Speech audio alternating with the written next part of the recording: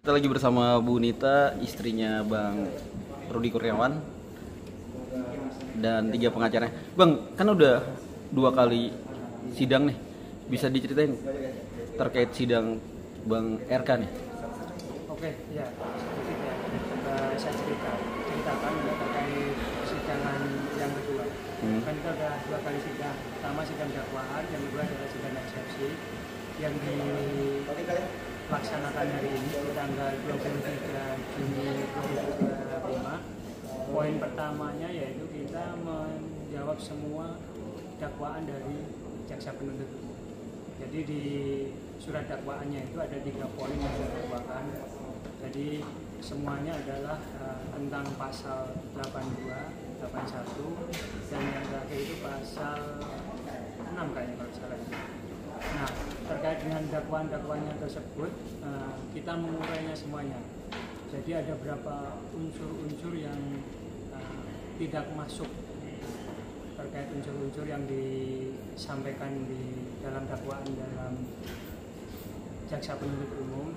Artinya gini, ada beberapa lokus deliktinya itu yang tidak berada di area yuridis Pengadilan Negeri Depok.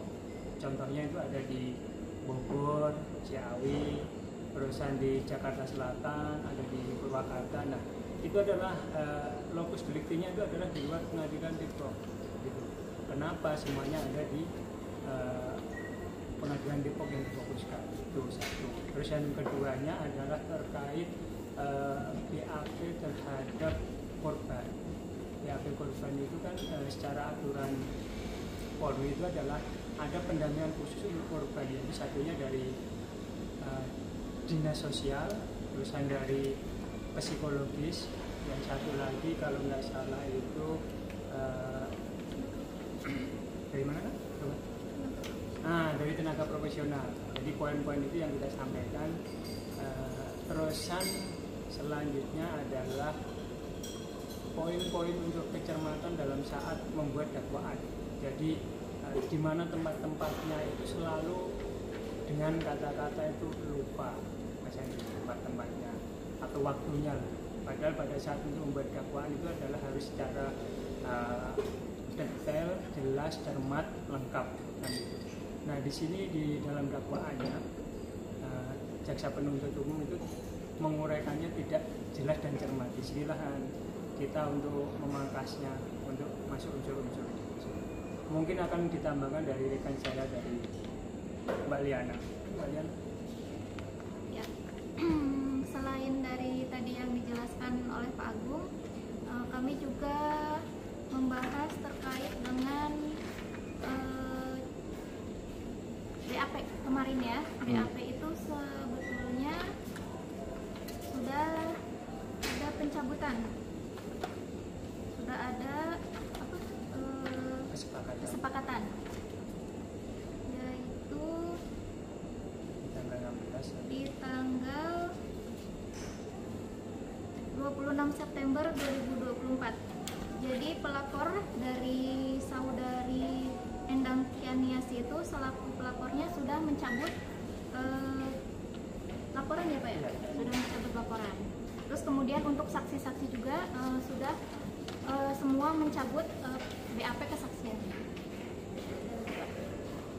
Ya mungkin yang perlu diketahui saat ini adalah dengan kondisi saat ini. Jadi kalau saya menitik beratkan adalah pada saat BAP di awal itu untuk sanksi yang meringankan terdakwa ini tidak ada. Jadi di awal BAP itu sangat merugikan dari terdakwa sendiri. Jadi pada saat BAP di awal itu harusnya ada bisa menghadirkan saksi untuk meringankan terdakwa dan untuk bisa mengurai dakwaan-dakwaan yang dituduhkan oleh terdakwa. Mungkin poin-poin itu yang menjadi dasar-dasar kita pada saat kita melakukan jawaban eksepsi. Dan kalau bisa kita cermatin juga kan dari sidang kasus atau dari awal terdakwa ini dilaporkan sampai dengan masuk persidangan ini, istri dari Pak Rudi sendiri mengawal dari awal sampai persidangan dan sampai akhir nanti kalau kita lihat berarti kan perjuangan si istrinya Pak Rudi ini adalah betul-betul meyakinkan bahwa dia ada unsur atau yang didakwakan sendiri oleh dari dakwaan dari jaksa. Jadi poinnya gini, pada saat yang dimaknai pasal 82 itu kan unsur pencabulan, kekerasan, ancaman, iming-iming. Nah di semuanya itu kan tidak ada yang disampaikan. Semuanya yang disampaikan di dakwaan itu hanya asumsi dan naratif saja. Jadi hanya asumsi saja dan tidak ditemukan bahwa ada bukti-bukti yang jelas. Dan di saat BAP sampaikan keterangan dari terdakwa sendiri bahwa ada penyitaan HP itu hanya HP terdakwa, HP terlapor sendiri tidak ada, tidak disita. Itu kan menjadikan keraguan-keraguan yang akan nanti kita buka semuanya di situ. Mungkin dari rekan saya, Mas Fauzi mau menambahkan. Mungkin itu dari kita, dari pihak penasihat hukum Pak RK saat ini. Jadi semoga nanti persidangan selanjutnya ada hasil terbaik dan ada mukjizat terbaik, karena Bapak RK ini adalah anggota dewan yang baik dan bermasyarakat pada masyarakat atau warga Depok. Jadi harus kita bantu untuk kita bagaimana namanya bisa kembali baik. Mungkin itu dari kami penasihat dari Bapak RK. Mungkin itu. Ada eksepsi? Ya, ada eksepsinya. Ini ada dugaan ini nggak sih? Ada unsur politik lah ini. Kalau bagi pengacaranya. Kalau unsur, karena kita nggak membahas di area politik, bisa jadi nanti ada ke arah situ atau enggak, kita akan belum berasumsi ke situ saja. Kita hanya berasumsi untuk masalah pokok saja. Jadi kita orang hukum, materi-materi kita terkait hukum. Mungkin itu jawaban dari saya. Ada pertanyaan yang lebih mendalam? Mungkin diwakili oleh penasihat hukum, mungkin yang perempuan, dari sisi perasaan sebagai wanita atau sebagai istrinya Pak Rudi,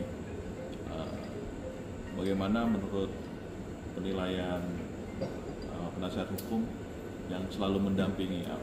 Misalnya apakah memang ini terjadi atau tidak terjadi dari sisi perasaan wanita dan seorang istri, bagaimana menurut pendapat penasihat hukum?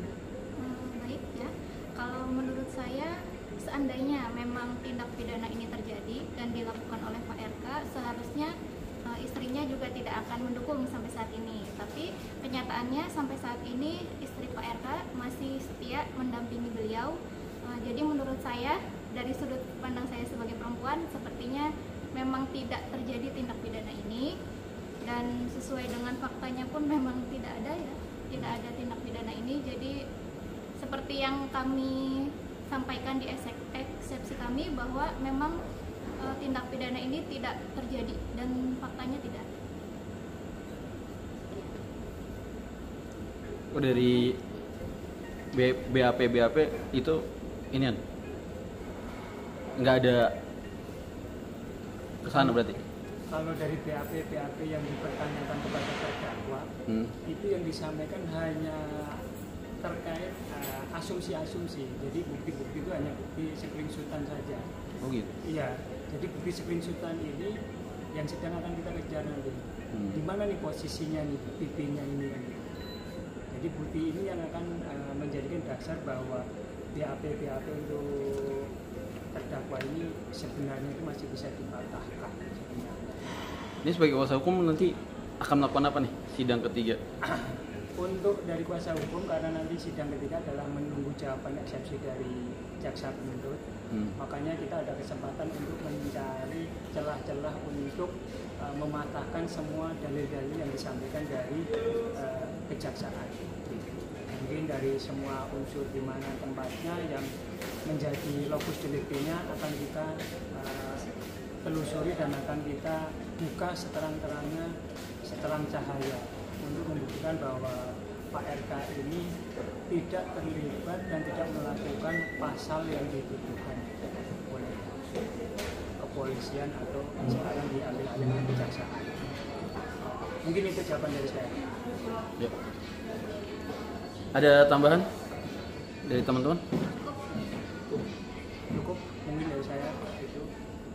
Semoga sidang berikutnya adalah ada ilham terbaik dan Pak RK bisa terselamatkan dari hal-hal tersebut. Mungkin itu dari saya. Bu Nita mungkin ada doa apa? Doa sampai saya bebas. Ya, makasih semuanya Sama-sama. atas waktunya.